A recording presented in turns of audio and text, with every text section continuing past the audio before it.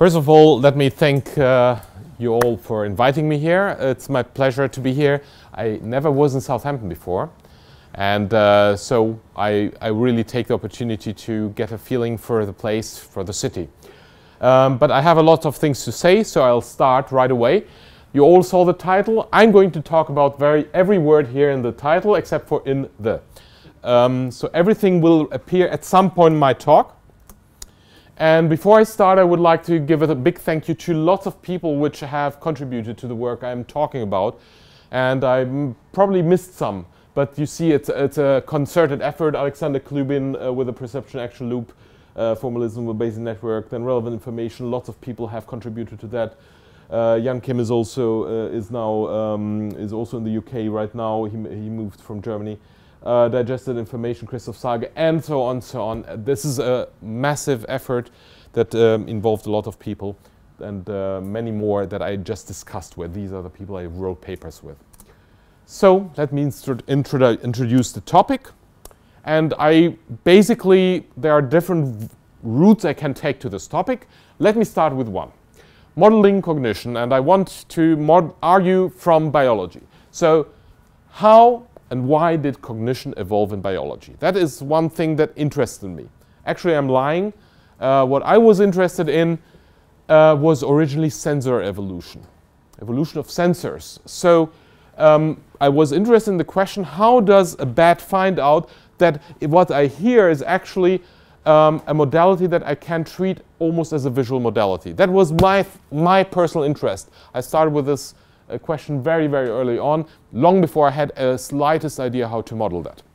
Okay, but what I'm going to do, I'm going to ignore issues of origins of life. Some people look at that too, and I'm going to assume that there is something like evolution or some kind of adaptive process. I'm not worrying too much how exactly it looks. You will very soon see that this is a big agenda. I don't care about mechanisms. You will soon see what I do care about. And let me look at some observations. In biology, well, we look at sensors. I said sensor evolution, now it comes back. This is knowledge that, I gained because I was interested in how did sensors evolve. We know that it's possible to detect a few molecules. Well, there's this anecdote that you can actually detect individual molecules, pheromones. That seems to be an anecdote. I could not track any paper that claims that. In fact, the closest I could get is detection of few molecules. Few means order of magnitude 200, 300. You can read it up in Duesenberry. So that's well quoted. Single molecules is probably a bit too much. But it's still very impressive. 200, 300 molecules is not a lot. So if a moth is looking for its mate, they can really smell very small traces of molecules. What we can do is few photons. Humans can detect clusters of 10 to 20 photons after being for several days in the dark. So if, for example, astronomers actually do that, or less pleasurable experiences inmates in dark rooms. But again, we are not talking about that. Now, toads seem to be even better in that. There are toads who can detect individual photons. That's as good as it gets. You can't get better than that. That's a physical limit. It's not a limit of biology, it's a limit of physics. And we know also that the auditive sense, your ears, as long as you are young children, they operate close to the thermal noise. So the amount of information you get from your ears is basically limited by the heat of your room or your typical environment, at least until you go to the disco. After that, well, then things change, of course. Then what? And the other thing we know, and I want to mention just one dominant result, but there are more than that, cognitive processing is something very expensive. Very expensive means if you look at the brain of a human, then it eats up roughly 20% of your metabolism. And that's when you're not thinking. So if you're playing, you know, on your iPad or something, if you're listening to me, you eat up 40 to 50% of. That's a big tax, you know. That's a high tax. But the point is, a fly eye, for example, which does a lot of the cognitive processing for a fly doesn't do much deliberation or something, but what a fly does, it measures optical flow. I don't have the time to talk too much about that, but essentially what the fly needs is movement management, and they do that by optical flow, and that is done by the eyes. And the eyes eat up roughly, the numbers have big error bars, but I would say something like 10 to 20% of the metabolism is probably about right. So the fly's brain is its eye. Okay?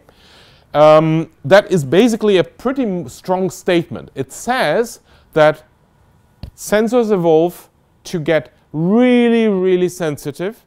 And second, your brain eats up a lot of metabolism, means whatever it does, it's important. Yeah, 20% is not something of your income is not something you pay freely. Not if you are under evolutionary pressure. Very clearly so. Okay, so sensors evolve to physical limits. This is physical limit. It's not an arbitrary biological limit. It's really hard. You can't get any better than that. And there's an evolutionary pressure for high cognitive functions. Now, I'm not saying that every organism wants to do that, or all organisms would have IQ 160. They don't, right? But there are organisms. For example, my favorite organism is an octopus. Octopuses are fantastic animals. They're mollusks. And they are very smart animals, very, very intelligent animals. They can handle objects, they can solve problems, they can uncork a bottle with some nice food in it. But their closest relatives are mussels and snails, not exactly known for their intellectual depth. Okay, they just have a couple of dozen neurons. I mean, that's not exactly a lot. I mean, it's enough to survive, you know, but it's not very much. So in other words, obviously, in that niche of the mollusks, there is a whole place where really evolution drives the system into high processing capacity. Anyway, I'm not going to talk about octopuses much more than that because I can spend a whole hour on them. What we ask, however, why do we have sensors? Why do we have high cognitive brain power? Well, let's put it this way. I will make a long argument short here. Without something that we're doing with that, it's worthless. So unless you can do something with that, forget about it. Action is important. We close a cycle. So actions are the thing that actually matters. Or as our former German chancellor said, I will first say it in German, then translate it. Entscheidend ist, was hinten rauskommt. And that's how he said it, I'm afraid. And if I translate it, it sounds very weird from a guy that looks like a big baby. Says it's important what comes out at the backside. Or at the bottom side. Never mind. Okay, you got it. Anyway, that's what he said. Well, the trade-offs we are going to look at, and we're going to discuss it in detail, are you have the choice of making sensors more refined, you improve your brain, or you boost your actuators. Now, I would like to emphasize one thing. I'll say that in German first, and then I'll explain to you what I'm saying, and then I'll translate it. In German it says, was man nicht im Kopf hat, muss man in den Beinen haben. It's a really nice one. Basically it says what you don't have in your brain, you must have in your legs. So what I'm going to say here is, you have this animal, and this animal is staying around, and suddenly a lion appears. Okay, the lion appears here, the animal must run fast. Really fast, or it will be the last thing that it will ever do. So if it does like that, then the animal must have actuators that would make it run really fast. And that's quite expensive, very expensive. It's dangerous, it's risky, anything. But imagine you're standing there, and you say, well, there's a lion around here. Ah, I see the lion, it's over there 1 mile away. Well, let's start moving. Let's get out of here. You can move slowly, you can take your time, no pressure. So in other words, if you know something, your life becomes less risky and much cheaper. So you have a trade-off, boosting your actuators or you're refining your sensors. And the sensors, as expensive they are, they're probably a better investment than big actuators. Sometimes you need both, okay? But the balance is clear. The better sensors can spare your actuators, okay? So for example, humanity, if it can spot out an asteroid coming in from afar, we can probably send a little probe there that pulls around the asteroid and pulls it somewhere else. If we can't do that, then we have to send in Bruce Willis, and he's going to be paid a lot. He's a superstar, what can you do? So what you don't have in your brain, you have to have in your legs. That is the message. That's the trade-off we are going to talk about. How are you going to describe these trade-offs? And that's one thing I want to spend a lot of time today on. Well, in the actuators it's very easy. It's very obvious. It's applicable force. How much force can you apply it at any moment? The energy consumption, it's not the same thing, of course. Everybody that knows physics knows that force times length is essentially the energy consumption. And if you do that per time, then you get power. So you have limits of power, limits of force, and so on. These are physical quantities. We understand them very well. However, sensors and brain are described in terms of what? Yeah? Sensors are so varied. Yeah, you have an auditive sensor, a visual sensor, a tactile sensor, completely strange. And the brain is a real mess. So how do we do that? Well, decisions, I'm saying. We are taking decisions. That's what we need sensors and brains for. In fact, we don't always need them. I will show you examples where we do not need much. Essentially, we don't have to take any decision at all. For example, if you want to fall down, you don't have to decide anything. You just fall down. And there are other things where we take very little decision and still things happen. But if we want to have sensors and processing, understand them, they are about decisions. They do something that's different from what they would have done if we would have sensed something different.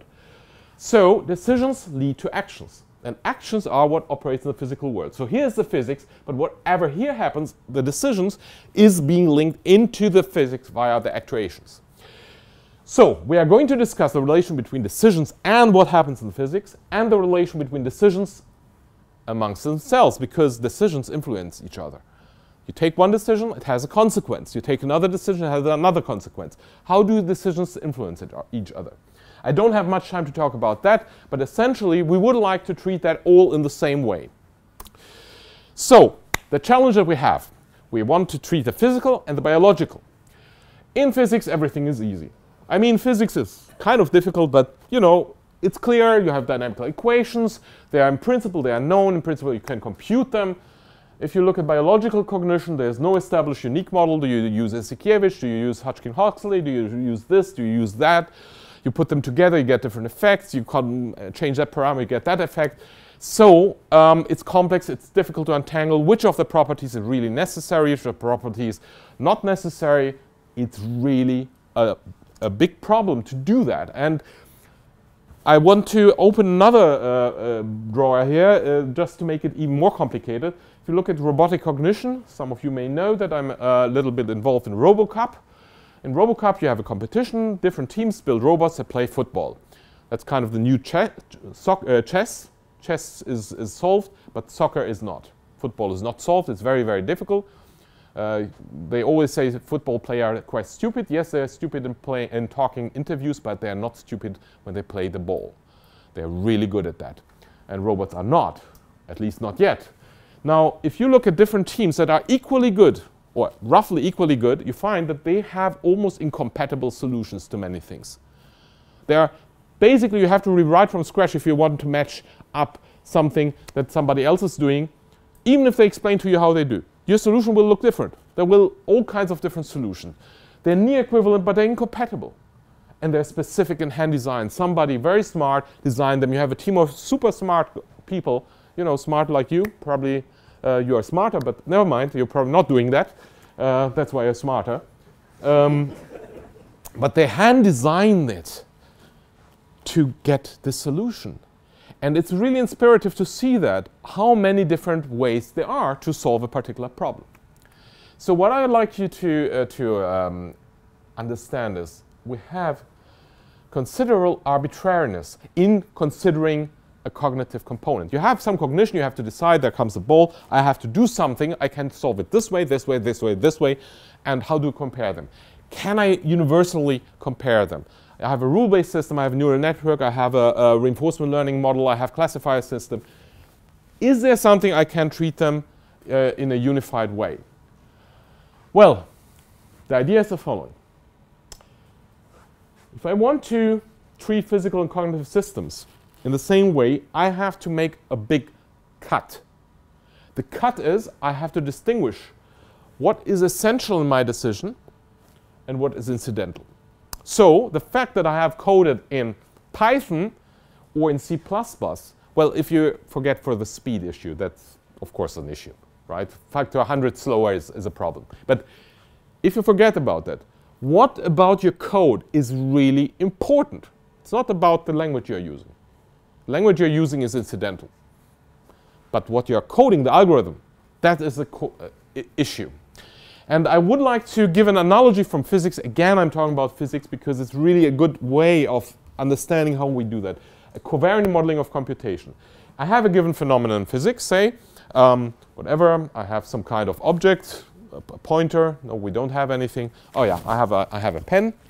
I have a pen, and that's how it looks as my phenomenon. And now I look at this pen, it looks in that angle, and now I'm moving around, I look at it, oh, it looks different. Oh, it's a different object. No, of course not. We know it's the same object. All we change is the view angle. Okay? Same object, different angle. Now, the phenomenon is the same. In the cognitive analogy, you could think of, okay, I have a neural network that solves a particular cognitive problem. I have a rule-based system. I have a classifier system. They may actually do the same computation by different architectures. So we would like to have a viewpoint, or as a physicist says, coordinate-free view of the computational phenomenon. Something that does not depend on how we are processing the information. I'm not interested, and then now I'm saying it again, I'm not interested in mechanisms. Not interested in how we are solving that. I'm saying, trying to find out, can we say what we are computing? And I will soon explain how we suggest, we propose to do that. So a coordinate, mechanism-free way of doing cognition. And our hammer that we're going to use is in Thormation. Sorry, those of you who haven't seen the movie, this guy is Thor. It's the god of thunder, in German Donner. And I just recently went to the Ring in the Royal Opera. Very nice music, loud German music. And this is our hammer we're going to use, and everything will look like a nail now, okay? Everything. We are trying to really look at every process that we're going to discuss under the filter of information. And let's explain how to do that. So we are going to say cognition, a cognitive process, is information processing. And when I say information, I mean Shannon information. So reduction in entropy. Quantitatively, you can measure it in bits. That's what I'm talking about. We are going to do that because we can treat the information as universal currency. What does it mean, universal currency? It means that everything, every decision I'm making, I can express in bits. Now, if decisions need to be overseen by another decisive decision process, I can still calculate that in bits. If a physical decision transforms into a physical activity or in a physical process, I can again describe it in bits, and so on. So everything we are doing, we are going to look under whether I can describe it in bits or not. If I cannot describe it in bits, I have to say what I'm doing with that. I'll show later how that works. But for now, we're going to use information as a first-class object. And that is basically covariant as a physicist, or coordinate-free, mechanism-free characterization of cognition. I don't care about how I'm computing that. This is a black box. I only look at what's being computed. So what are the input parameters, what are the output parameters.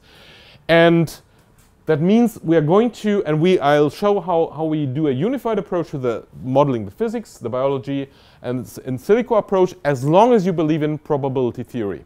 Okay? If you believe in probability theory, we can do that. Now, probably it's possible to do that for quantum systems, but we haven't done that. Okay, so I have an introductory example. This will be our friend for the rest of the talk, or most of the talk. It's a very trivial example, but it has the advantage that it's instructive. So this is our world. It's an infinite. There's a chemical substance here. It's concentrated in the middle, and it becomes weaker and weaker as we go out from the middle. This is a grid. There's an agent sitting on a cell. It's a two-dimensional grid, and the gradient doesn't change. We can move in 4 directions, north, east, south, west. We cannot stop. I kind of need that later on. It's not really important, but it doesn't stop. It always moves somehow.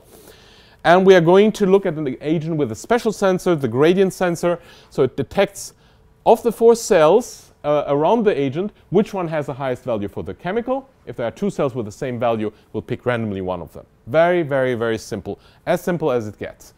So this will be our little agent, and typically what we say, the gradient moves in the direction of the highest signal. So if it sees, oh, at the top there's something, the highest value, it will move to the top. That's our strategy, and this little friend will visit us a couple of times. So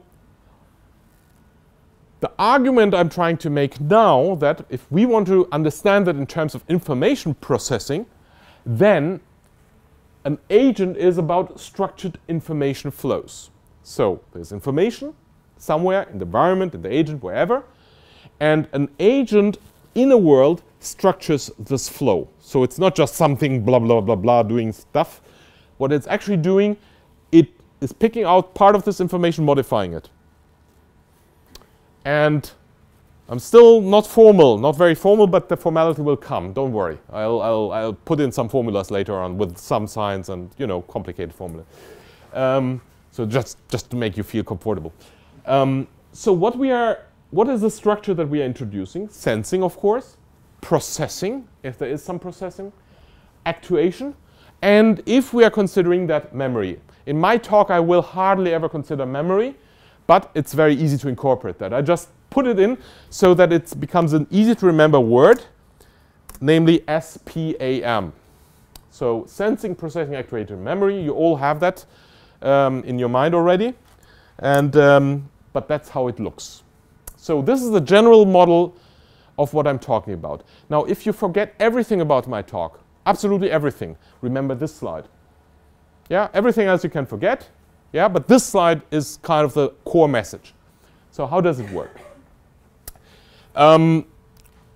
This was developed, an early version of that model was developed by Klubin, my PhD student, and we had various refinements, various variations, but this is the core model. This is your world.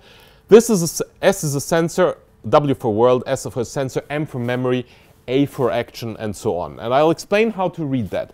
That is a causal Bayesian network. So what is a Bayesian network? Bayesian network is a graph, a directed graph, a cyclic graph, where every node is a random variable, and the edges and the nodes have to be read as random variables individually. So for example, wt minus 1 is a random variable describing the state of the world at time t minus 1.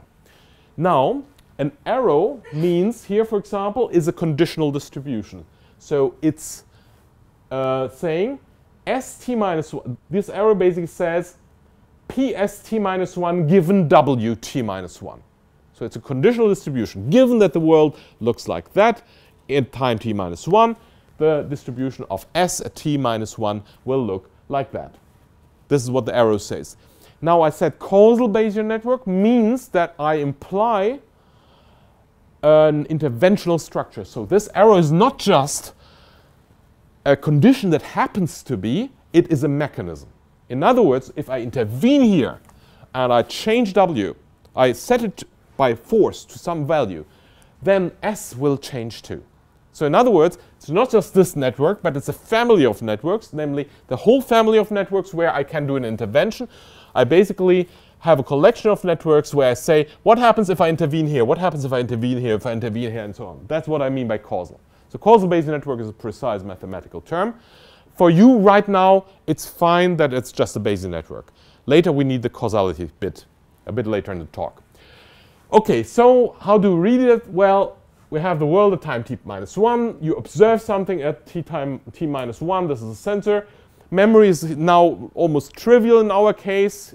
For now, we'll need nothing more, but you can imagine this as being a complicated Mealy machine, finite state machine, that takes in the old state of the memory and the new sensor value, and then outputs something that makes the action pick some particular action.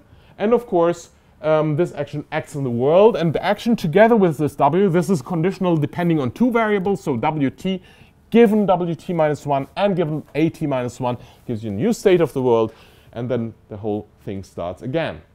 So it's clear that this is a perception action loop but unwrapped in time. You have to do that because otherwise you don't have any progress of time. You need to progress of time, you actually have to unroll it in time. And that's why it's not a loop, but you can write it as a loop. There's a notation to do that. Of course, in most cases, we assume this arrow is the physics, it stays the same. These arrows, if they at all change, they change very slowly. This is evolutionary usually. It's how your sensors pick up information from the world and how your actions change the world. What can change, however, is this. This changes a lot. This is what happens during learning. We're not doing any learning here. We're not modeling learning. You can do that. I'm not doing it. It's not part of our discussion today. And one thing I would like to emphasize, which I think is subtle, and we don't fully understand it, perhaps one of you at some point will help contributing in that. This network has two quasi-symmetries. First of all, it's almost symmetrical with respect to past-future, except for the direction of the arrows. It's almost, it's not exactly, of course. We know that future and past are not identical, but there's some interesting subtlety there. And in fact, Jim Crutchfield has done some interesting research. What happens if you reverse an epsilon machine in time? And of course, you get a different epsilon machine, but I think there is some deep structure that you can reveal this way. Although this is one symmetry that you have. The other symmetry is even more subtle than that. And that is a symmetry between agent and world. You see, we chose M and W on purpose, because if you turn an M around, it becomes a W, and vice versa. What is the difference between world and agent? Formally, from just looking at the constraints that the network gives us, there is no difference. They're the same. What is different in the world is incidental in a way. These arrows don't change. They are given by physics. Physics has been decided 13 billion years ago at the Big Bang. Or if you believe Stanislav Lem, the science fiction author, it was decided in a major game between aliens that were able to change the laws of physics. Never mind, this is far away, far out, not in our control. Here, however, we have lots of structure. We can compress, we can change, we can adapt. So here is the freedom. And so that's how the symmetry is broken between agent and world. But apart from that, if you take away these properties of environment and world, they look the same. And in fact, when you interact with fellow agents, then if that is an agent, there is no a priori difference at all anymore. So if you're on the internet, well, there's a famous cartoon on the internet that there's a dog sitting at the computer, another dog looks up at him and says, looks questioningly, and the dog at the computer says, well, on the internet, nobody knows you are a dog. It's a fantastic cartoon, I think, absolutely brilliant. And that is basically the situation if you have an agent here. They look exactly the same. Okay, so this is the basic model we are going to look at. Now, I want to start, before I go a bit more into the information theory, something that I really like to talk about, because if you go really down to physics, again, down, at the lowest level, you find Leonards Principle. Essentially, it says there are fundamental limits for information processing.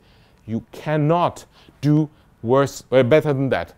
On the lowest level, basically, you can't actually separate physics and information processing. Until now, we pretended, oh, there's a physics, now there's information processing, that cognition does, but on the lowest level, you can't. I don't even have to go to quantum physics for that. Even on a classical model, I can do that.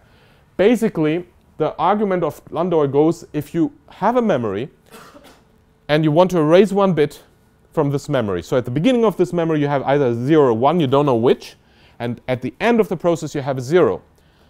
That system has lost entropy. That entropy has to go somewhere.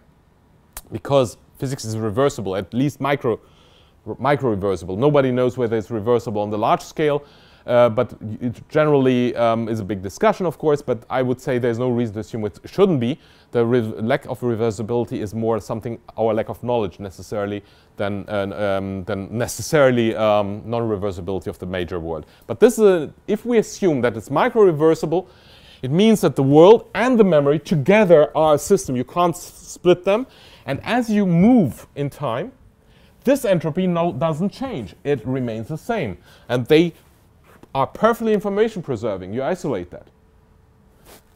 But this means that if you erase entropy from the memory, that entropy has to appear in the world, and that heats the world up. It's a fundamental limit. Landauer argues slightly different, but this is a more modern argument for Landauer's principle. Now I want to move beyond physics. So if we go to physics, you have really this problem. There are lots of layers. We are now traveling. It's like in these movies where you travel from one place to another in half a second. It's faster than the speed of light. We are covering all these levels. We're forgetting how these levels are built. We don't know that. And we go to the other extreme. We are going to a system that makes decisions. Somehow magically makes decisions. And now we're looking at Ashby's law of requisite variety. I heard that there are lots of people here interested in that question. And Ashby says only variety can destroy variety. Essentially, I interpret it from by Touchet and Lloyd. You have an open loop controller, say, and you can maximally reduce a certain amount of entropy in this open loop controller. It means you have a controller, the world, and you have an agent that basically doesn't care about the world. It just does its stuff in a random way and can reduce the entropy of the world by its actions by a certain amount. That's what it does. Fine. Then, what does it say? If you want to reduce more than that, you need a sensor. So you need the incoming error throughout the sensor here. I'm just asking how much does this action need to know about the state of the world to reduce more information? And it turns out that if I know that much, if the action, every action knows that amount of information, amount of bits on the world, what I get as an entropy reduction in the real world can never exceed this extra gain. So in other words, if without a sensor I can do this reduction, then with the sensor, my reduction will never exceed what I get extra through the sensor. Can be less.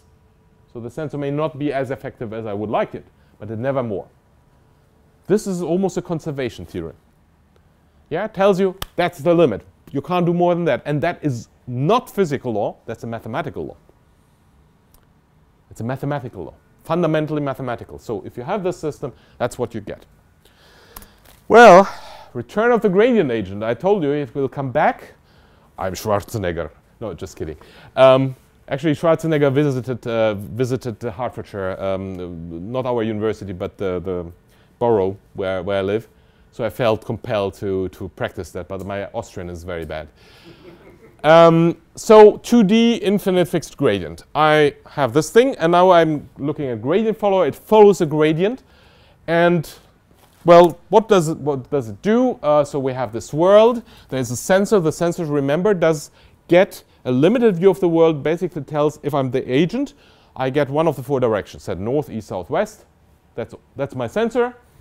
From that, I follow up on an action. The action is picked depending on that sensor, and I get a new state. That's my Bayesian network. So I have reduced my. It has no memory. Importantly, no memory.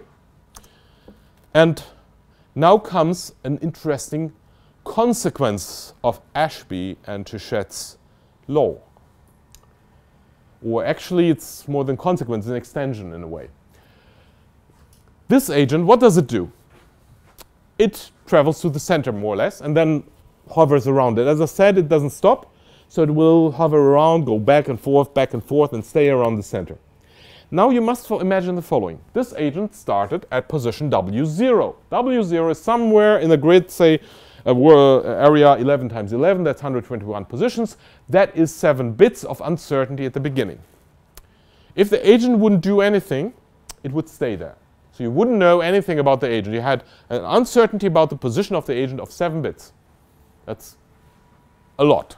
Well, it's not a lot, but you know, if you had to bet, say, $10,000 on that, oh no, pounds, real money, yeah?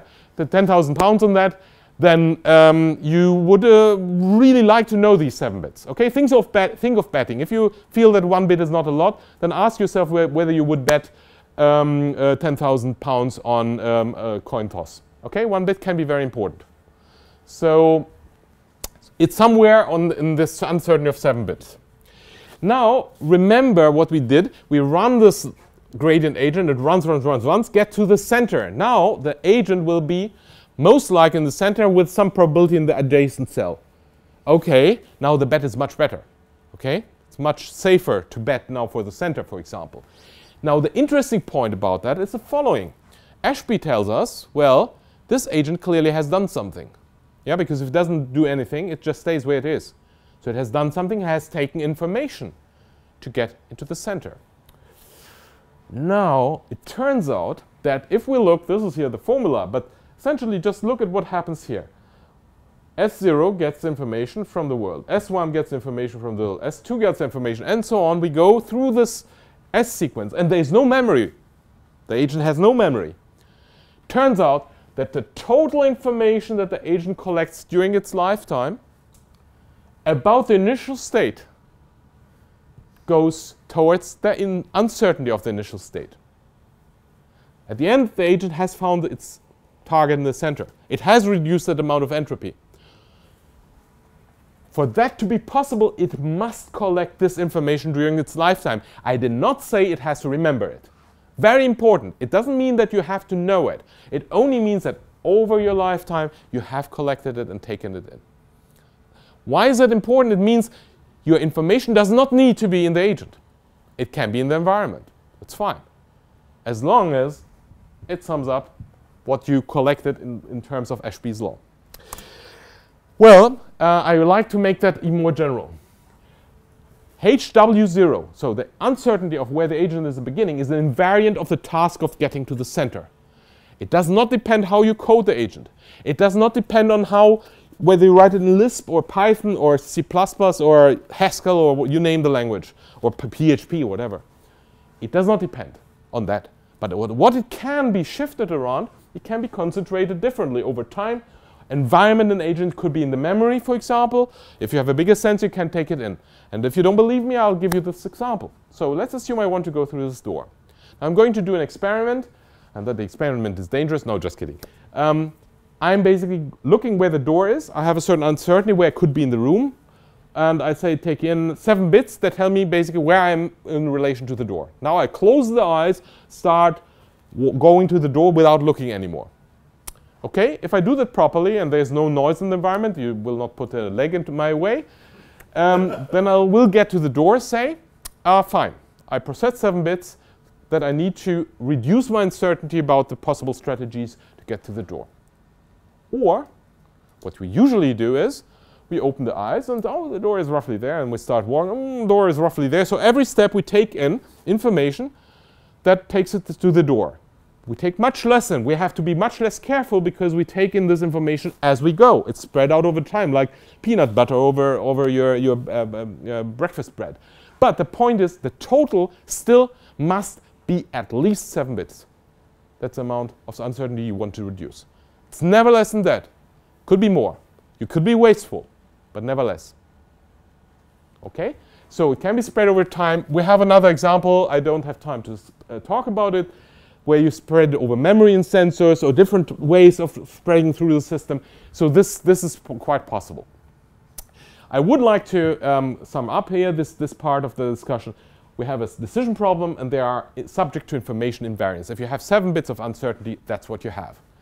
The organismic information processing is very expensive.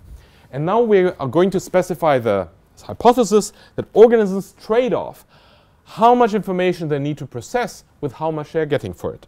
And that's where we introduce tasks. So some of you may know that stuff. This is basically our Bayesian network, except that I introduced this little pie here, which is our policy. Who does not know reinforcement learning? Okay, I have to very briefly explain it. So basically, policy is a conditional distribution. It's the choice of actions, possibly random, given a state.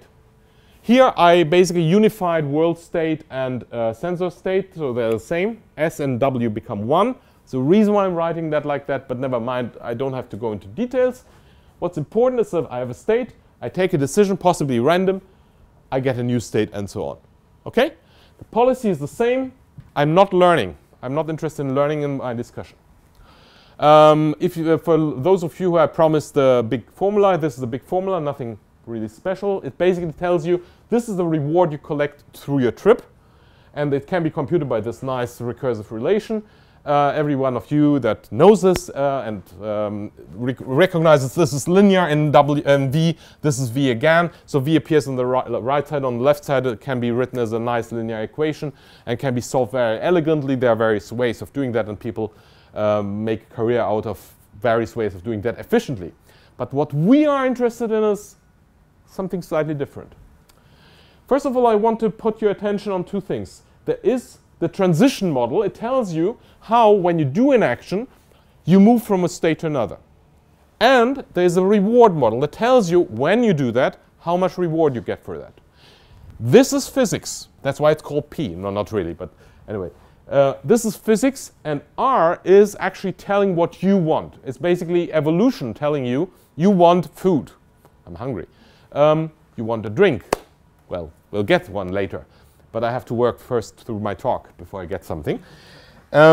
So this is biology, if you like. This is physics.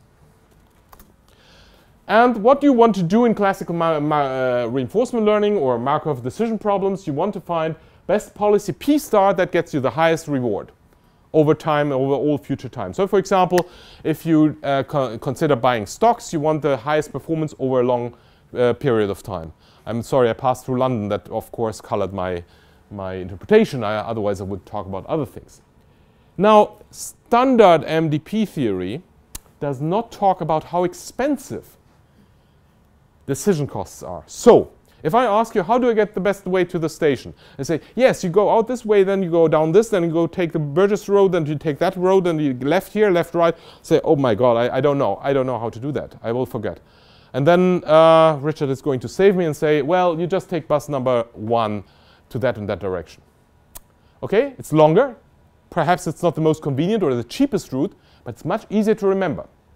Okay, much less thing. So we are going now to introduce information processing costs, given that we know information processing is expensive biology and our brain is limited. So we expand MDPs to IMDPs. We are going to look at the cost, the informational cost of picking an action given a state. And that is basically our informational cost. We call that relevant information. I'll skip the technical details. We'll go straight to the example. So we have this grid. There's A and B as goals. We are going to look at two goals, A and B. And one is in the corner. This world is not infinite. That's important. There are walls. So we're looking at the grid world. What can we do? We can go to B. If we go to B, the average path is relatively short. It's 5.5 steps. So we're going to give a penalty of -1 or a reward of -1 or a penalty of 1 for every step we're doing. We want the shortest path. Great. Get to B, get to A. So what do you think? What do you think is A is further away from the center. So A is going to be the worst path. So if getting to A, on average, will take longer than getting to B on the optimal path. What do you think, who is easier to get to informationally? A, of course. Why A? Well, let's find out whether it's true. In fact, it turns out, please look at the upper right corner. What's the upper right corner? Upper right corner is the best solution, the optimal solution for getting to somewhere. And we see that the optimal solution to get to the center is -5.5. That means the average length to get to the center. And to the corner is -10.5 to getting to the corner. But the x-axis shows you the minimum information you need to find that solution. That's the minimum information that an action needs to know about the current state to get there. And if you do that, you find out that, yes, if it's in the center, it's faster to get there, but you need to know exactly where it is.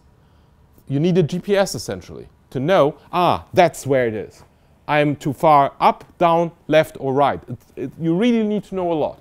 But if it's in the corner, well, all you need to know, well, if it's not in the center, if it's in the center, just walk some way north and east. And if it's up the north wall, go east. If it's the east wall, go up. That's all I need to know. It's much, much easier. Now, the interesting point about that, I can now blind the agent. I can reduce its capacity of taking in information from the environment. And that's what I'm doing here when I'm reducing this value. And then the curve becomes worse, of course. The agent performs worse and worse. Now, if I take that for the... No, I start with the one with the center. I make the agent blind. When it gets blind, it ends up somewhere down there, which is minus 220, which is basically random walk. If you make the agent blind, it has to find the center. It randomly walks until it hits the center. Happens to hit on the center. It's really bad. But the one in the corner, well, that's easy. Well, assume I have had a drink too much, and then I have to get to the corner. What I do? Well, I go to the wall and do something, and just as long as I keep a strategy that's randomizing between north and east, I'm getting into the corner. Okay? I don't have to know anything. I can have a completely blind agent and still it will find the goal. Remember Ashby? That's an open loop control. This agent doesn't have to look at all. It has a fixed strategy. Of course it's randomized, yes, but it's a fixed strategy. Doesn't need to know anything about the world and still performs not bad. It's quite good. And now comes a real surprise. Same goal, forget B. B is in the center, forget it, we don't need it. We are only looking at A in the corner. And now I'm doing something really evil. At each spot of the world, I redefine the directions north, east, south, west. Every single spot in the world has a different compass rose. Fixed, a priori, when the world is created. It's not during the agent's run, it's as the world is created. Now, I submitted actually this paper to a machine learning conference, and they said, well, this is just the same thing, right? You get the same results. I don't care how you label your actions. They completely missed the point. That's exactly the point. It does matter how you label them. Because if, yeah, the optimal value is the same, and the optimal policy when I undo the twist is the same, but a real robot, a real human, has a consistent set of actions. They don't change every spot. You know, an arm stretch is an arm stretch. Is an arm stretch. It's not saying arm stretch at position 1, arm stretch at position 2, or an arm whatever, position 3. They are always the same things. And as an IMDP, that's how the curves look like. So let's have a look. This is our old curve. We know that. That is the untwisted world. Goal is at A. This is the twisted world. Now, the value of the best case is exactly as predicted by standard theory. It's exactly minus 10.5, as it should be. Yeah, that's a sanity check. But as you make the agent blind, a poor guy doesn't perform better than random, although the goal is in the corner. So in other words, once you take away the embodiment of the actions, once the consistency of a directional world goes away, this poor agent has a cognitive load that's much, much higher. It's not doing better than random walk, essentially. In other words, the fact that the world has consistent directions, consistent geometry, smoothness, and so on, physics in short, makes our life easier as cognitive organisms. And let me, okay, that is the message. And let me just very briefly mention one thing that I like to talk about, that's empowerment.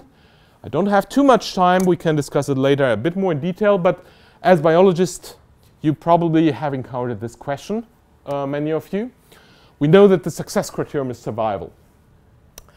And the concept of a task is not necessarily a sharp concept for an organism. Of course, we need food, we need this and that, but often the tasks are vague. Well, we roam about, we do this. It's not very clear what we are actually doing. Now, if you want feedback, am I doing right or I'm doing wrong, the search space is quite big. Imagine you're studying. Okay, you study for 4 semesters, 5 semesters, 6 semesters. No exams, no coursework. And the end, you get an end exam, and the result is fail. It's not very helpful, is it? Yeah, no feedback. You have no idea what you did wrong. Even if you do one mistake on the whole round, you may still die. Okay? One step off the cliff. So feedback by death, that's what I like to say, is very sparse. There's not much information there. Of course, we have homeostasis and dense networks that guide living beings. But the problem is, of course, a homeostatic system for a bird and a human are different. And in artificial agents, you have to design them case by case. Question, can we do better than that? The core idea there are lots of people working on related things, artificial curiosity, learning progress, and so on. The feedback should be dense and rich. And our proposal is the following. Again, this is an application of our Bayesian networks, of our informational view. You want an agent to optimize its fit into this sensory motor niche. So what it senses and acts should fit together within the world it lives in. Yeah, so if you have an agent living in a dark room, you don't care about the agent being able to see. You care about the agent being able to hear. So we argue that maximization of potential to inject information to the environment, that's actuation, and recapture that information from the environment via sensing, wants to be maximized. And you can use this as a utility function. The motto that Tobias Jung brought about that, being in control of one's destiny is good. That's not enough. You have also to know about that. So being in control of your destiny and knowing about that is good. And I'll show you just, okay, this is the formal way to do, but I'll just show you a little model for that based on an acrobot. So basically what this acrobot does is it measures its own angle. It will take half a minute before it starts running, I'm afraid. It's very slow. It measures its position. It asks, what can I do here? It has a force generator here. And tries to make a force so that it goes into a state where it has more options from which to go from. So it maximizes its mobility, essentially. That's a short story. I can go more in detail, but I think my time has run out. I'm happy to answer that in the question. And this is what the acrobot does. What actions does it have? It has two actions. One force, the opposite force, and it can also activate an LQR controller, which, however, only works when it's already quite close to the upper level. Now, in standard literature, reinforcement learning has a real problem with that acrobot. You really have to decide when to switch to this LQR, and most of the reinforcement learners basically stop when it's high enough. That is something we can get easily with this process. However, what we get is the whole process. It will select the LQR if it can, automatically. And I would like to conclude with that this principle allows you, for example, to give a plausible argument how organisms choose actions when they don't know what to do for other reasons. With this, I would like to conclude and open the discussion.